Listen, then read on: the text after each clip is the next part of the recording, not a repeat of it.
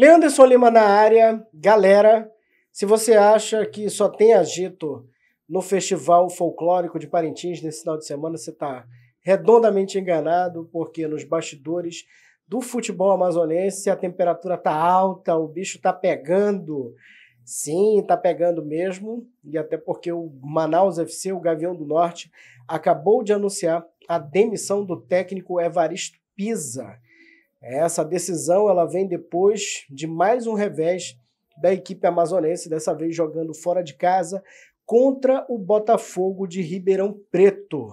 Sim, o jogo aí que foi marcado por alguns erros de arbitragem, né? A gente falou sobre isso no vídeo anterior, inclusive vou deixar o link aqui na descrição para quem quiser acompanhar, mas é fato que o Evaristo já vinha ali numa pressão muito grande, a equipe não estava conseguindo também resultados dentro de casa, a torcida ali sempre fazendo muita pressão com relação às queixas ali dos gols que não saíam, né? Sempre pegando aquela pecha de time retranqueiro, e no fim das contas aí, o Evaristo, que nessa rodada acabou saindo do G8 ali com o Manaus, acabou levando as contas, né? Acabou sendo demitido. No retrospecto aqui divulgado pelo Gavião do Norte, o treinador tinha 48 partidas, com 20 vitórias, 19 empates e 9 derrotas. E para a gente lembrar um pouquinho do retrospecto do Evaristo Pisa, não apenas com base nos números, mas basta lembrar que ele chegou no meio da Série C, no ano passado, substituindo o técnico Marcelo Martelotti, e ele consegue ali dar uma organizada razoável na equipe, consegue fazer com que o Manaus chegue pela primeira vez ao quadrangular decisivo. Acho que o grande momento dessa campanha foi aquele 5-0 em cima do Novo Horizontino no primeiro jogo do quadrangular decisivo, ali que encheu os torcedores de esperança, mas depois, no fim das contas, a equipe não conseguiu acessar a segunda divisão, acabou ficando pelo meio do caminho.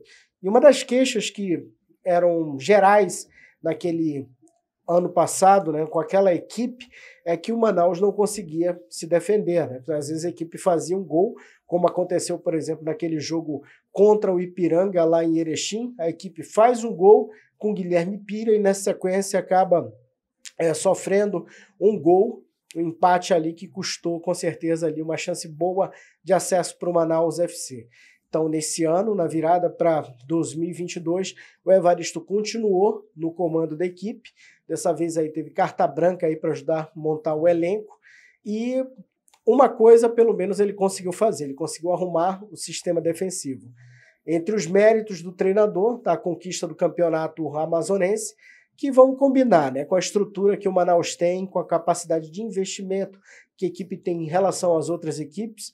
Não chega assim ser um grande feito, acaba sendo mais uma obrigação, e o Evaristo sabia disso, e mesmo com os investimentos reduzidos e elenco reduzido também, o Manaus acabou conquistando o campeonato em cima do Princesa dos Solimões. Então veio o Campeonato Brasileiro da Série C de 2022, e nesse início o Manaus pelo menos conseguiu mostrar que havia sanado os problemas com o sistema defensivo. Só que aí o time começou a mostrar uma deficiência muito grande no ataque. Deficiência para criar jogadas, deficiência para finalização, e aí a equipe passou a mostrar realmente um desequilíbrio muito grande entre setores. Ao mesmo tempo que você tinha uma defesa muito forte, você tinha ali um ataque que não conseguia corresponder. No fim das contas, isso acabou pesando, porque o Manaus acabou perdendo pontos preciosos dentro de casa, e isso, de certa forma, acabou custando aí a cabeça do técnico Evaristo Pisa. E agora você confere aqui a última entrevista do técnico Evaristo Pisa, entrevista coletiva que ele concedeu após a derrota diante do Botafogo de Ribeirão Preto. Vamos ver o que ele disse. Professor Pisa, na Sonora aqui. Professor, conta aí a sua visão do jogo de hoje. Sabia que ia ser um jogo difícil fora de casa. Botafogo buscando a vitória. Nós não tivemos um primeiro tempo muito vivo. Alguns lances nós proporcionamos por erros nossos, algumas ações do adversário. Mesmo diante dessa situação, acredito que não sou muito de querer justificar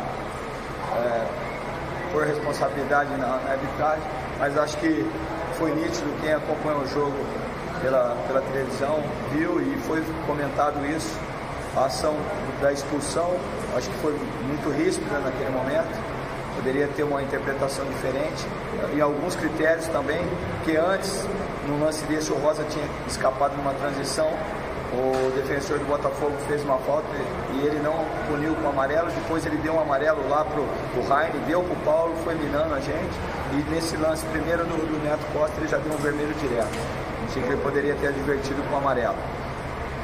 Busquei reorganizar, expliquei no intervalo que a equipe precisava estar um pouco mais viva, com um homem a menos, correr, se desdobrar. Fiz 3 mexidas para ficar num 4-4-1, né, com um homem a menos. Vamos fazer um jogo de precaução defensiva e tentar explodir.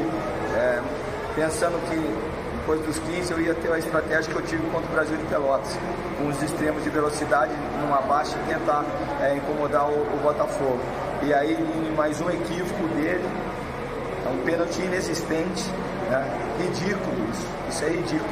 Nós somos prejudicados, não foi uma vez, foram 2, né? Com expulsão do Ibiapino e o pênalti contra o Brasil de Pelotas, e com a expulsão do Neto e o pênalti hoje. O Gutierrez estava olhando a bola, o atleta do Botafogo entrou na frente dele, o Gutierrez ia fazer o cabeceio, o cara dobrou o joelho e se jogou. Ele deu pênalti. Primeiro que o Gutierrez nem viu o atleta porque ele estava com o olho na bola. Isso aí ficou claro, a televisão comentou. Isso resultou no gol do adversário. O que eu vou falar? Um a menos, fora de casa. A gente buscou marcar, continuamos competindo até o final, buscar o gol do empate. Mas é difícil já 11 contra 11, fora de casa, imagine com um a menos. Não faltou valentia desse grupo, eu sempre ressalto isso. Acabamos com os escanteios aos 48, depois até falei com o Ibiapino e já tinha falado com o João na semana passada.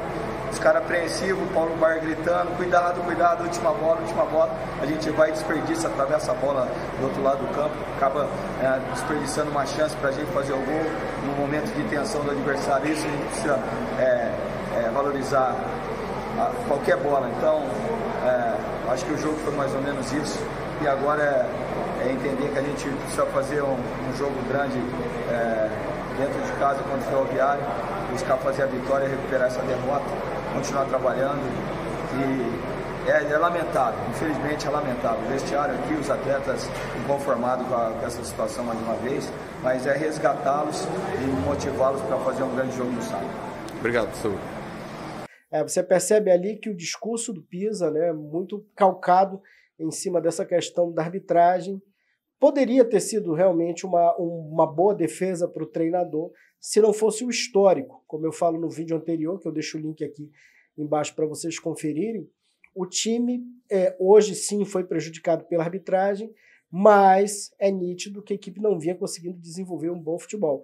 É isso, pessoal, vamos ficando por aqui. Vamos aguardar agora para ver quem é que o Manaus vai anunciar como substituto do técnico Evaristo Pisa. Vamos que aqui o futebol não para.